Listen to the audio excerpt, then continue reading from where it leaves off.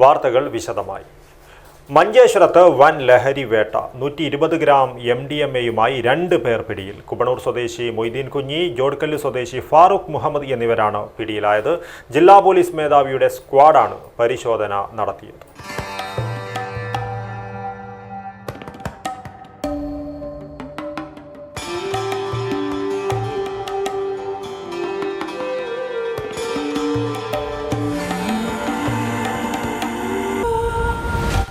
Shoppika weddings, the bridal legacy.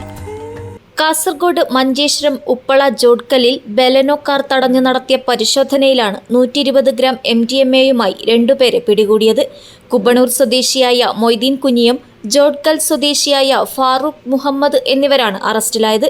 ജില്ലാ police മേധാവിയുടെ നിർദ്ദേശപ്രകാരം പ്രവർത്തിക്കുന്ന പ്രത്യേക സ്ക്വാഡ് നടത്തിയ പരിശോധനയിലാണ് പ്രതികൾ വലയിലായത്.